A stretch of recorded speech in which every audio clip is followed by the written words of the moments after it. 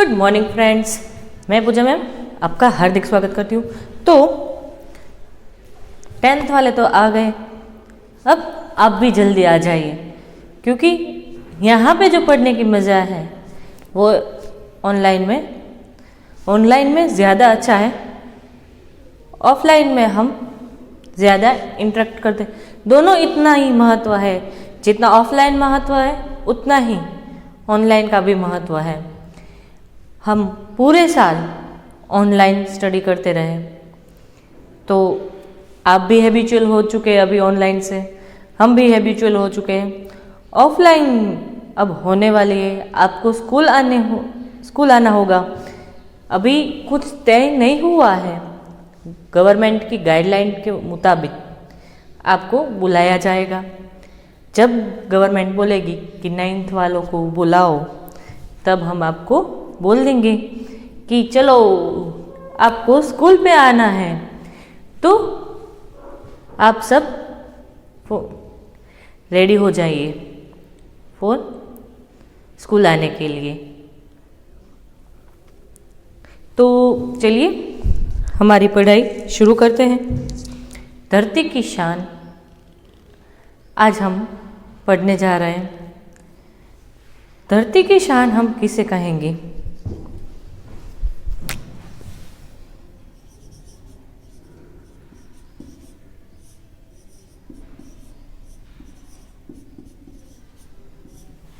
धरती की शान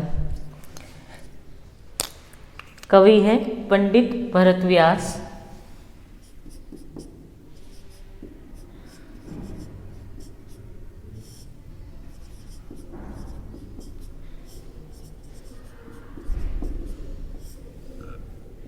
साहित्य प्रकार है गीत। तो जिस प्रकार हम तेरी है ज़मीं तेरा आसमां, तू बड़ा मेहरबान, तू बख्शिश कर, सभी का है तू, सभी तेरे, खुदा मेरे तू बख्शिश कर। कुछ याद आया? 8th स्टैंडर्ड में हमने ये पढ़ी थी ना। तो ये एक मूवी में से ली गई थी ना, द बर्निंग ट्रेन। उसी प्रकार आज की जो हमारी काव्य है वो भी एक मूवी में से ही ली गई है, जिसका नाम है गांव की गोरी। तो भारत की शान यहाँ पे मनुष्य को कहा गया है, जो वीर धीर गंभीर है और उनके अंदर एक असीम ताकत छुपी हुई है। ऐसे मनुष्य की बात यहाँ पे की गई है। तो हमारे जो सैनिक हैं, ऐसे कई सारे सैनिक हैं जिसकी बात हम करने जाएं तो उतना कम है। तो इस फ्राइडे को आप कैबे से ज़रूर देखना, क्योंकि उसमें जो आ रहे हैं उसने भी हमारे देश के लिए कैसा बलिदान दिया है, वो आप देखना सुनना। कि 5-5 गोलियां खाने के बावजूद अपनी देश की रक्षा के लिए पूरा ऊपर से नीचे रोलिंग करते करते आए थे। तो ऐसे वीर मनुष्य की बात है। तो ऐसे एक और जवान है, सैनिक है, जिसने 72 घंटे 72 आवर्स अकेले चीन के सैनिक को चकमा दिया था। चीन के सैनिकों को ऐसा लगा कि सामने पूरी बटालियन है, पर वहाँ पे सिर्फ एक सैनिक था, जिसका नाम था जसवंत सिंह रावत।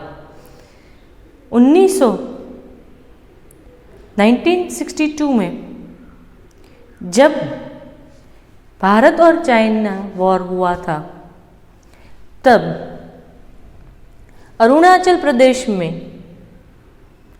वहाँ पे रक्षा के लिए ऊपर सैनिक तैनात थे, लेकिन चीन की सैनिक ज़्यादा थे, इसीलिए हमारे सैनिक को बोला गया कि तुम पीछे हट जाओ, तुम नीचे उतर जाओ। तो सभी नीचे उतरने लगे। तो उनमें से 3 जो सैनिक थे, 3 जो जवान थे, वो वहाँ से निकल गए चुपके से। उनका नाम था जसवंत सिंह रावत, फिर त्रिलोक नेगी और गोपाल गोसाई। तो वो तीनों वापस ऊपर चले गए पहाड़ पर और दुश्मनों का सामना करने लगे। तो रास्ते में ही त्रिलोक नेगी और गोपाल गोसाई की मृत्यु हो जाती है, वो शहीद हो जाते हैं। फिर जसवंत सिंह रावत अकेले ही पूरी चीन की बटालियन थी उसको वो परेशान करते थे। कभी इस सुरंग में जाकर विसल बजाते तो चाइना के लोग वहाँ पे बॉम्ब ब्लास्टिंग करते, तब तक वो यहाँ पे पहुँच जाते। ऐसे कर करके जसवंत सिंह रावत अकेले ने 300 चीन के सैनिकों को मार दिया था। उनको ऐसा लग रहा था कि सामने देखो कितने सारे सैनिक हैं और वो हमको सामना कर रहे हैं, लेकिन वहाँ पे था अकेला एक जसवंत सिंह रावत। तो ऐसे समय में पास के गांव की 2 लड़कियां थीं, शैला और नूरा। शैला और नूरा ने वो जसवंत सिंह की हेल्प करती थी। जितने भी गन्स और हथियार होते थे वो जसवंत सिंह को पहुंचाती थी। फिर एक बार किसी तरह से उन लोगों को पता चल गया कि 2 लड़कियां हैं, वो सबको हेल्प करती है। तो क्या किया, चीन के जो सैनिक थे उसने नूरा और शैला के पिताजी को पकड़ लिया और बोला कि बता कितने सैनिक हैं भारत के जो हम पर ये हावी हो रहे हैं। तब शैला नूरा के पिताजी ने कहा कि एक पूरी बटालियन नहीं है, सिर्फ एक सैनिक है जो आपको 3 दिनों से परेशान कर रहा है। तभी नूरा और शैला के पिताजी का गला काट दिया गया। फिर पूरी सेना ने जसवंत सिंह रावत को घेर लिया और उनको मार दिया। फिर तब चाइना लोग, जो चाइनीज, हमको बहुत अच्छा लगता है ना चाइनीज, तो चाइनीज का जो हम विरोध करते हैं, तो अभी भी हम सब विरोध ही करते हैं, क्योंकि जो कोरोना आया है वो कहाँ से आया है, चीन से ही आया है ना। तो जो चीन के सैनिक थे उन्होंने बताया कि ऐसा कोई आदमी था जो 3 दिन लगातार हमको परेशान कर रहा था। तो देखो एक अकेले में इतनी ताकत है, तो हर कोई इंसान के अंदर कितनी ताकत होगी। हमें उस शक्ति को पहचानना है। ऐसे ही काव्य आज हम पढ़ेंगे जिसके अंदर यही भावना है कि हमारे अंदर जो शक्ति है, ताकत है, वो हमें पहचाननी है, तो हम पृथ्वी पर भी स्वर्ग ला सकते हैं और सामने कितने भी दुश्मन हो हम उसको हरा सकते हैं। तो सबसे पहले पंडित भरत व्यास के बारे में हम पढ़ते हैं। पंडित भरत व्यास जी हिंदी साहित्य जगत के जाने माने गीतकार रहे हैं। आपका जन्म राजस्थान के चूरू नामक के कस्बे में हुआ था। आपने कई गीत काव्यों की रचना की है। आपकी गीत रचनाएं हिंदी फिल्मों में भी ली गई है। आपकी रचनाओं में विभिन्न मानव मूल्य प्रस्थापित किए गए हैं। मनुष्य धरती का सर्वश्रेष्ठ प्राणी है। अपनी बुद्धि बल से उसने असंभव को भी संभव कर दिखाया है। यह गीत सन 1958 में आई हिंदी फिल्म गाँव की गोरी से लिया गया है। इस गीत में मनुष्य की महानता को देखते हुए मनुष्य को सबसे बुद्धिमान बताया है। मनुष्य ने अपनी बुद्धि और कठोर परिश्रम के बल पर जल, थल और नभ में तमाम उपलब्धियां अर्जित की है। मनुष्य ने अपनी शक्ति से प्रकृति को बहुत सीमा तक अपने अनुकूल ढालने में सफल हुआ है। कवि बताते हैं कि मनुष्य की शक्ति के सामने कोई भी कार्य असंभव नहीं है। मनुष्य जो चाहे वो प्राप्त कर सकता है, यानी कि मनुष्य ही धरती की शान है। यही भाव काव्य में अनंत निहित है। यही हमारी महानता का प्रमाण है। तो इस चैप्टर में क्या कहा गया है, इस काव्य में क्या कहा गया है, तो उसके बारे में पर्वत, नदियाँ और सब मनुष्य के वश में है। मनुष्य मिट्टी से भी अमृत निकाल सकता है, वह धरती को आकाश से जोड़ सकता है। मनुष्य पृथ्वी के लाल है, उसकी भ्रुकुटी में महाकाल है। साक्षात हिमालय जैसे उसकी छाती में महाकाल है, भ्रुकुटी में शिव का तांडव है और साक्षात हिमालय जैसा उसका मस्तक है। मनुष्य की शक्ति की कोई सीमा नहीं है। उसमें धरती के समान धीरज रखने की शक्ति है, तो अग्नि के समान बल भी है। वह पापों को बढ़ने से रोक सकता है और पशुता को जीत सकता है। वह आकाश से भी ऊंचा उड़कर दिखा सकता है, वो काल को भी रोक सकता है। तो यहाँ पे मनुष्य के अंदर जो असीम शक्तियाँ हैं उसके बारे में बताया गया है कि उसके अंदर ही इतनी ताकत है। आज हम जो साइंस टेक्नोलॉजी में इतने आगे बढ़े हैं, आपको भी साइंस और टेक्नोलॉजी में आगे बढ़ना है। किसी को एस्ट्रोनॉट बनना है, तो किसी को साइंटिस्ट बनना है, किसी को इंजीनियर बनना है, किसी को डॉक्टर बनना है। तो हर क्षेत्र में दिन भर दिन कई नई सारी टेक्निक आती रहती है। तो वो कौन लाता है? मनुष्य। आज हम कंप्यूटर के आदी हो गए किसी भी कार्य के लिए। तो ये कंप्यूटर किसने बनाया? मानव ने। तो यह मानव इतना शक्तिशाली है जिसने परमाणु बम भी बनाया है, मोबाइल बनाया है। ये सारी चीज़ें जो हम अभी इस्तेमाल कर रहे हैं, वो सारी चीज़ किसने बनाई है? इंसान ने। तो इंसान बहुत महत्व है, इंसान का बहुत महत्व है। उसके अंदर जो शक्ति है उसका भी बहुत महत्व है। तो सबसे पहले हम इसका पठन करते, बाद में समझते हैं। धरती की शान तू, भारत की संतान, तेरी मुट्ठियों में बंद तूफान है रे। मनुष्य तू बड़ा महान है रे।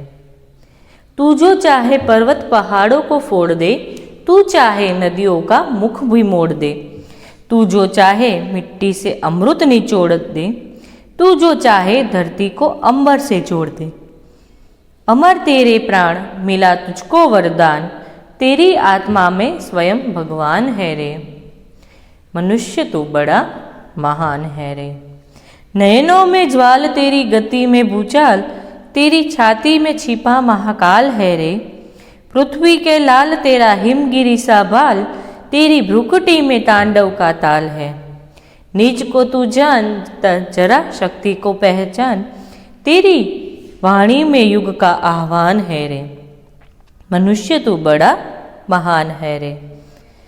धरती सा धीर तू, अग्नि सा वीर, तू जो चाहे तो काल को भी थाम ले। पापों का प्रलय रुके, पशुता का शीश झुके।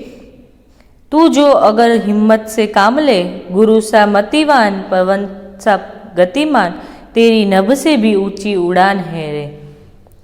देखो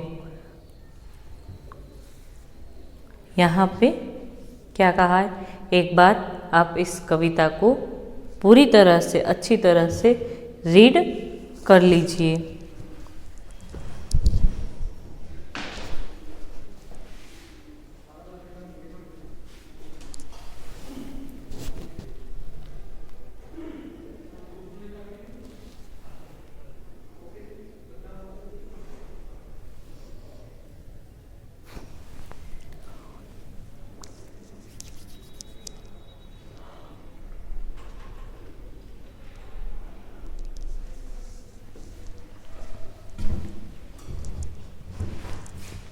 तो चलो अब आगे बढ़ते हैं कि धरती की शान तू, भारत की संतान, तेरी मुट्ठियों में बंद तूफान है रे, मनुष्य तू बड़ा महान है। शान माने गौरव।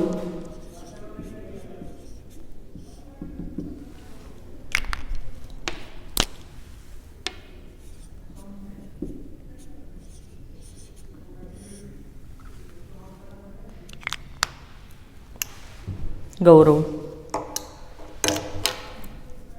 धरती की शान तू, भारत की संतान। तो हे भारत माता, हम सब आपके संतान हैं। तू इस धरती की शान है। यहाँ पे भारत माता को धरती की शान कहा गया है। तेरी मुट्ठियों में बंद तूफान है रे। तो यहाँ पे इंसान को कहा गया है कि सबसे पहले तो क्या कहा है कि धरती को,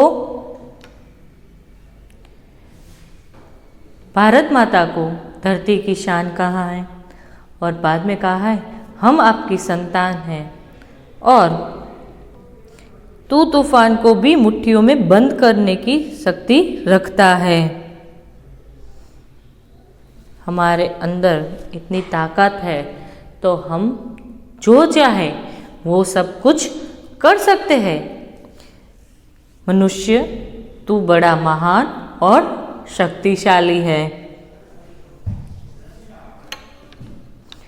तू जो चाहे पर्वत पहाड़ों को फोड़ दे, तू जो चाहे नदियों का मुख भी मोड़ दे, तू चाहे मिट्टी से अमृत निचोड़ दे, तू जो चाहे धरती को अंबर से जोड़ दे। इसका सबसे पहला जो सेंटेंस है, तू जो चाहे पर्वत पहाड़ों को भी फोड़ दे। तो अभी हम कोई भी हिल पे जाए, शिमला हो, मनाली हो, उत्तराखंड हो, हिमालय हो, तो वहाँ पे जाने के रास्ते किसने बनाए? टनल किसने बनाई? सॉरी, इंसान ने बनाई ना। तो ऐसी टनल, ऐसे पहाड़ों पर रास्ते कौन बना सकता है? इंसान बना सकता है। इसके ऊपर एक मूवी भी बनी थी, मांझी द माउंटेन मैन। उसने भी अकेले पूरा जो पहाड़ था वो तोड़कर रास्ता बनाया था। तो इंसान जो चाहे वो कर सकता है, इसके अंदर वो ताकत है। फिर है, तू चाहे तो नदियों का भी मुख मोड़ दे। तो हम जो सिंचाई योजना करते हैं, अभी जो हमें नर्मदा का पानी मिल रहा है, तो वो किस प्रकार से मिल रहा है? उसका हमने मुख मोड़ दिया है कि यहाँ पे हम पानी मिल रहा है। हर गुजरात के शहर में नर्मदा का पानी मिल रहा है। तो किस प्रकार? तो हमने ऐसी योजनाएं बनाई जिससे वो सारा पानी हमें मिल सकता है। तू चाहे मिट्टी से भी अमृत निचोड़ दे। इसके दो भी मीनिंग होते। पानी हम जमीन में से भी निकाल सकते हैं, और जो हम किसान के रूप में हमें मिला है खेती, उस खेती के कारण हम जमीन में से अमृत निकालते हैं, क्योंकि उससे हम साग भाजी, फल फलादी, वो सारी चीज़ हमें आसानी से मिल सकती है, इसीलिए कहा है कि तू मिट्टी से भी अमृत निचोड़ दे। तू जो चाहे धरती और अंबर को भी जोड़ दे। समझ गए ना? प्लेन। अब धरती और अंबर तो ठीक, उसके बाहर भी हम चले गए, अंतरिक्ष में भी चले गए, तो उसका निर्माण किसने किया? मनुष्य ने किया। अमर तेरे प्राण मिला तुझको वरदान, तेरी आत्मा में स्वयं भगवान है रे। तो मनुष्य तेरे प्राण अमर रहने का वरदान मिला है। हम अच्छा खाएंगे, हम अच्छा पिएंगे तो हमें अच्छी आयुष्य मिलेंगी। अगर हम जंक फूड खाएंगे, हेल्दी नहीं खाएंगे तो हमें अमरता का वरदान नहीं मिलेगा। अमरता मतलब न मरने वाला।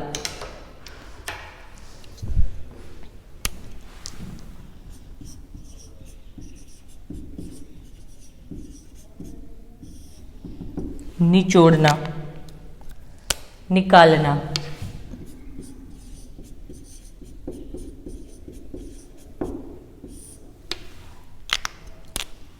अमर,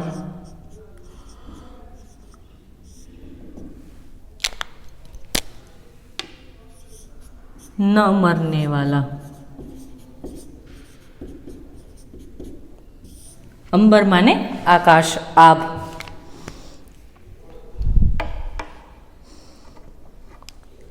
तेरी आत्मा में स्वयं भगवान है रे। तेरे अंदर भगवान है जो तेरे साथ है, तो तू उसकी शक्ति को अपनी शक्ति बनाकर तो ये सारी चीज़ें कर सकता है। इसीलिए तुझे मरने का डर नहीं रहता। इसीलिए तू ऐसी ऐसी चीज़ें करता जा रहा है जो पहले के समय में असंभव थी, अब वो सभी चीज़ें संभव हो गई है। तो ऐसे कार्य हमें यहाँ पे बताए, उसके उदाहरण मैंने आपको दिए कि ये सारी चीज़ें पहले जो असंभव लगती थी अब वो संभव हो चुकी है। किसके कारण? मनुष्य के कारण, मनुष्य की सोच के कारण, मनुष्य की शक्ति के कारण ये सारी चीज़ें हो सकी है। तो इसीलिए यहाँ पे मनुष्य को महान और शक्तिशाली कहा गया है। नयनों में ज्वाल तेरी गति में भूचाल, तेरी छाती में छिपा महाकाल है। पृथ्वी के लाल तेरा हिमगिरी सा भाल, तेरी भ्रुकुटी में तांडव का ताल है। नीच को तू जान, जरा शक्ति को पहचान, तेरी वाणी में युग का आह्वान है रे। तो ज्वाल माने अग्नि की लपट।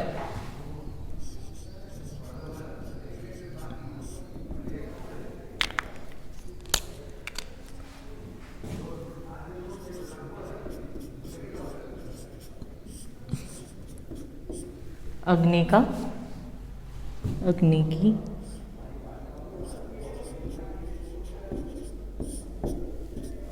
लपट। भूचाल,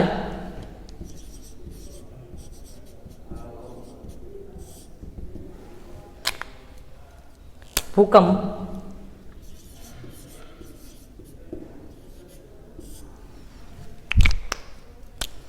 महाकाल,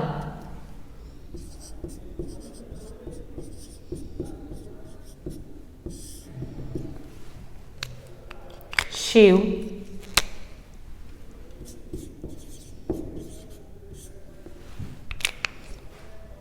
लाल,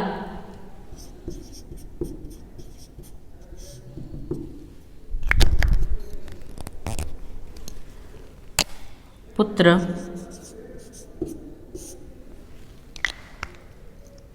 हिमगिरी,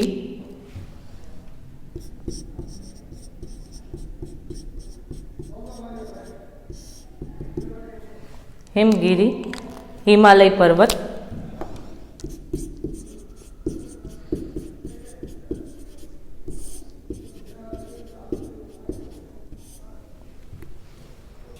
भाल,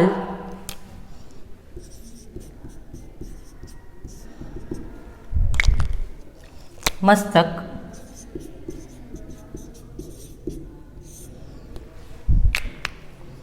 भ्रुकुटी,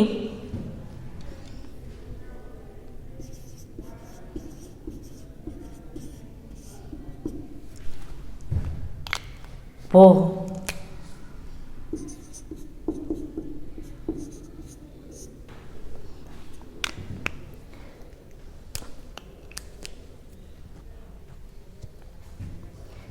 ताल,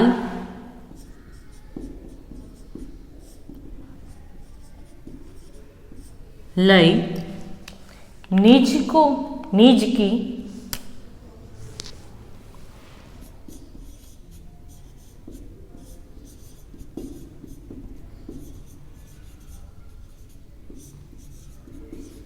खुद की,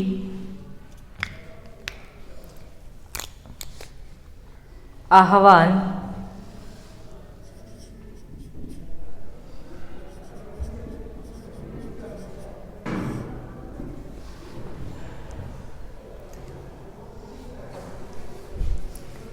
आह्वान,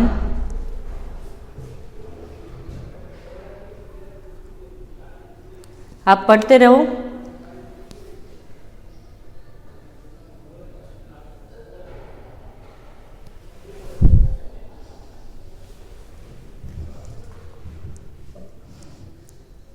आह्वान, पुकार,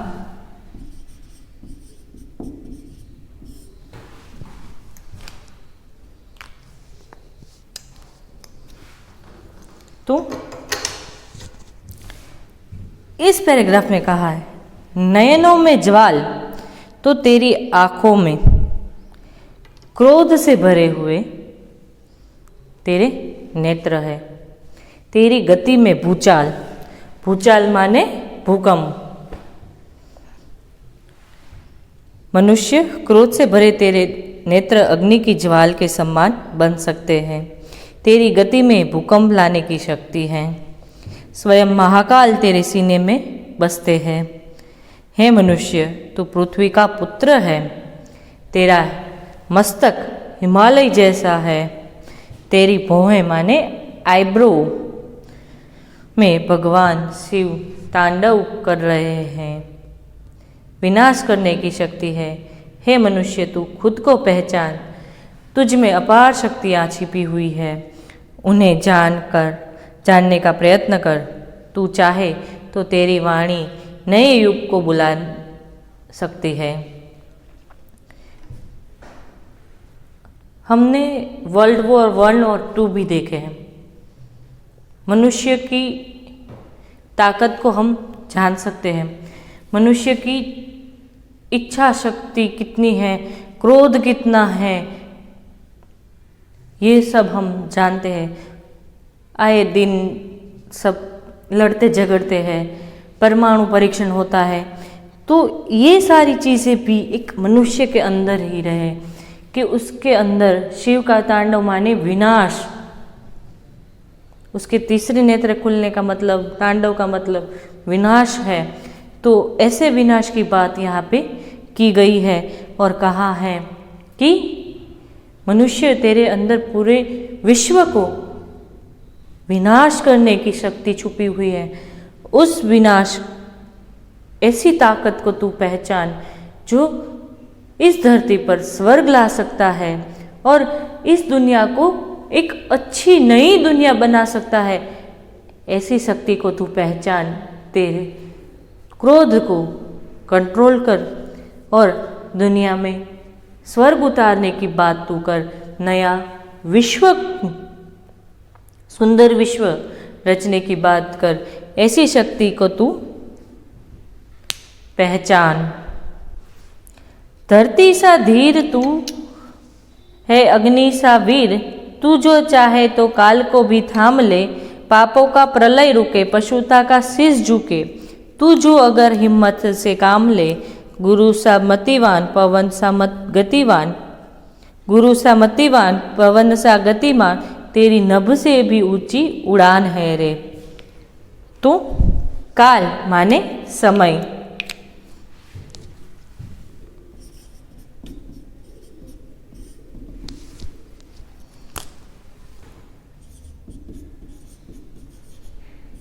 काल माने समय।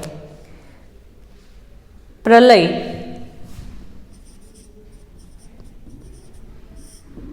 बाढ़,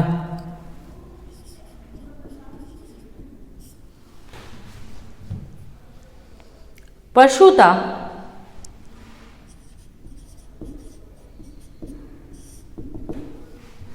पशुता, दुष्टता,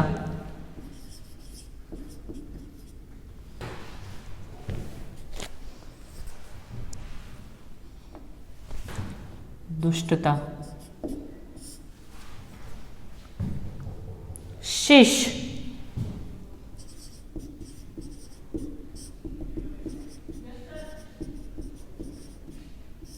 मस्तक,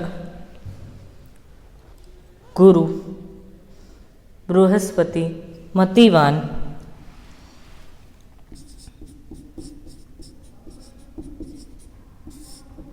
बुद्धिशाली,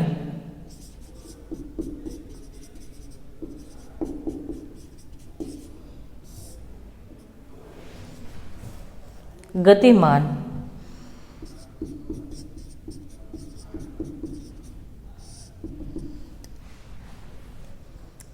रफ्तार वाला, ये स्पीड की बात है, रफ्तार सिंगर की बात नहीं है। रफ्तार वाला, नभ,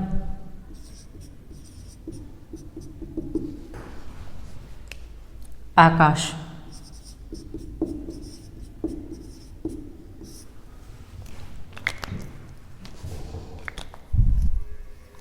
तो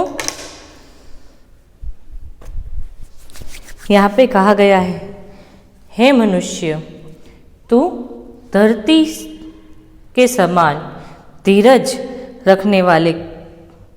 रखने की शक्ति रखता है, इसी तरह तुझ में अग्नि के समान जला देने की भी शक्ति है।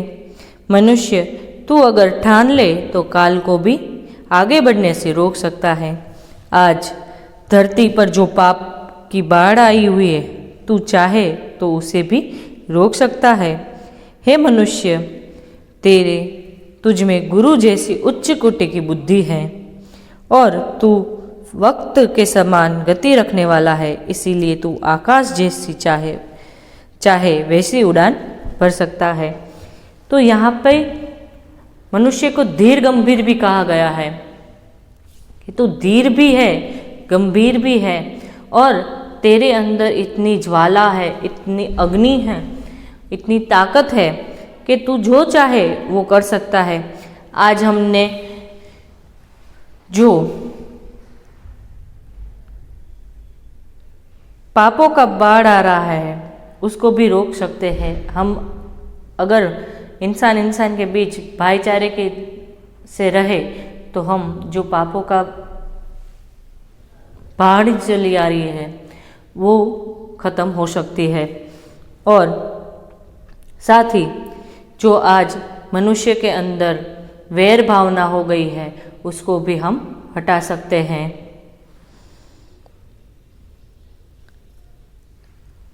हमारे जो गुरु थे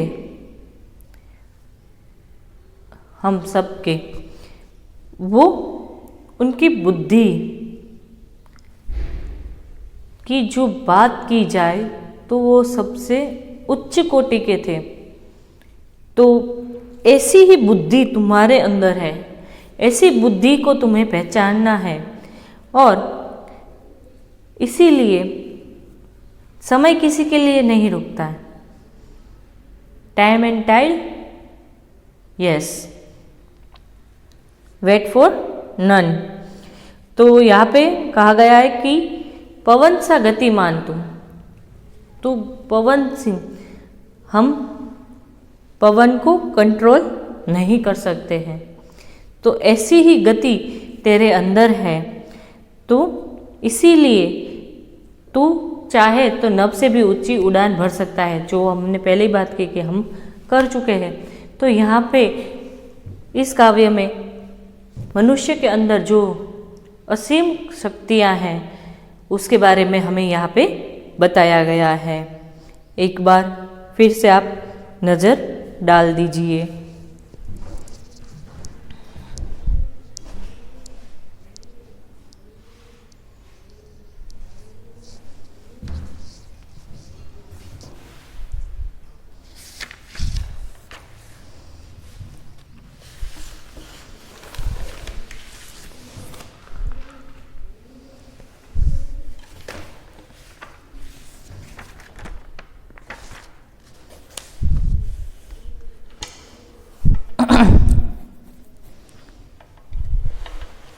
स्वाध्याय को हम देखते हैं।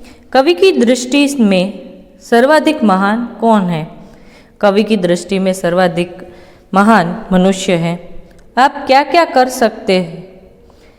एक विद्यार्थी होने के नाते मैं अच्छे से अच्छा इंसान बनकर वे सारे काम कर सकता हूँ जो मेरे कार्य क्षेत्र में आते हैं।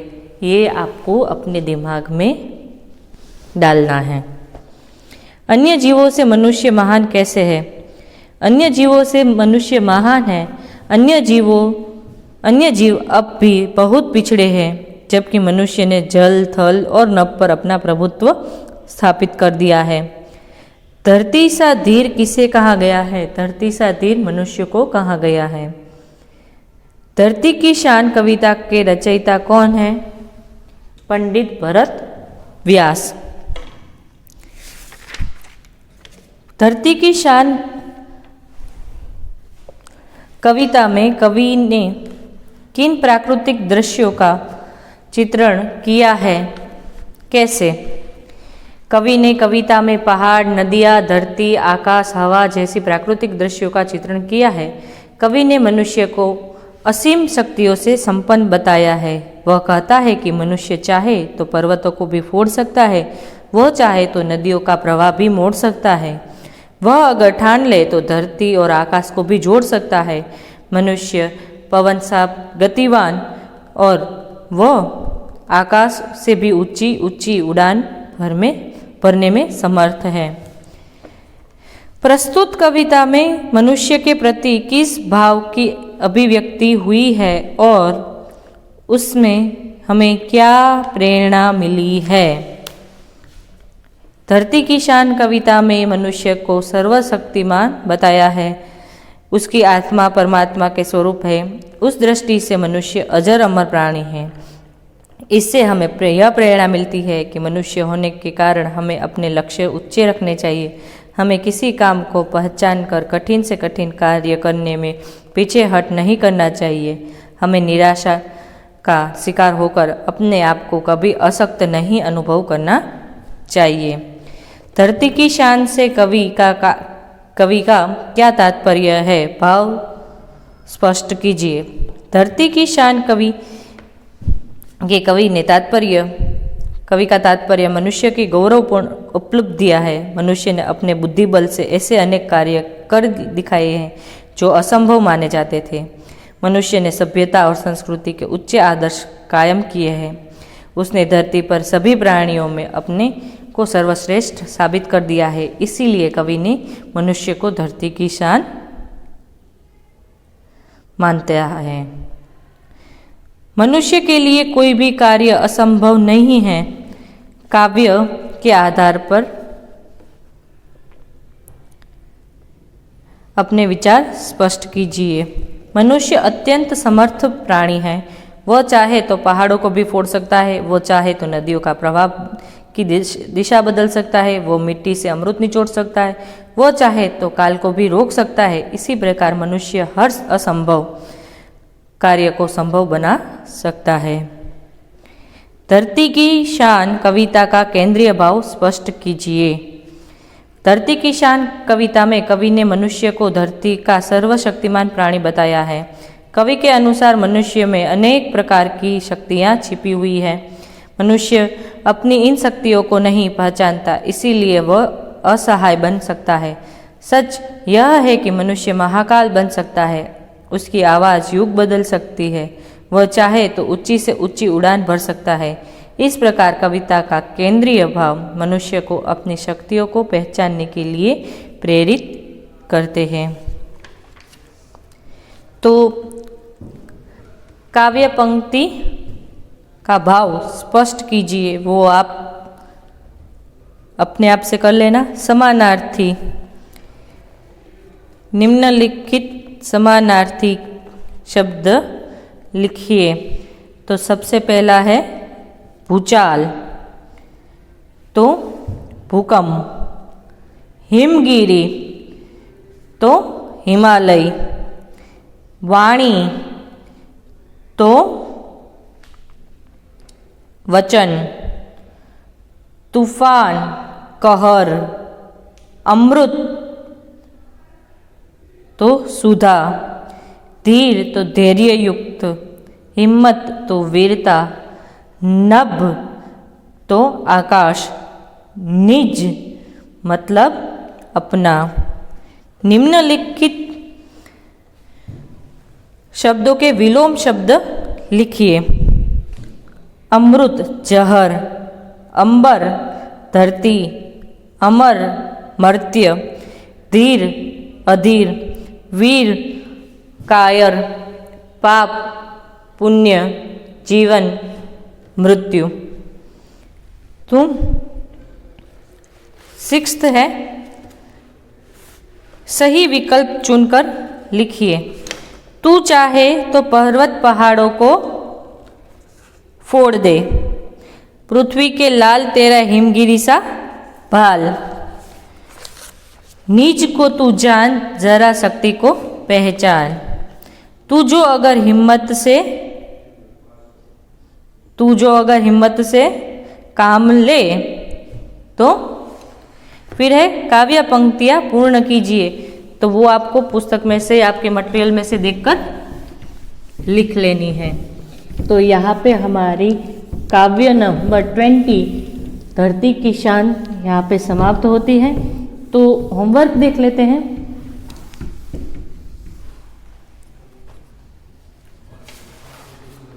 होमवर्क में चैप्टर 20 के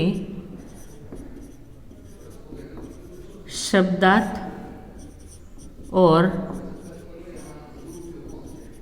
स्वाध्याय फेयर बुक में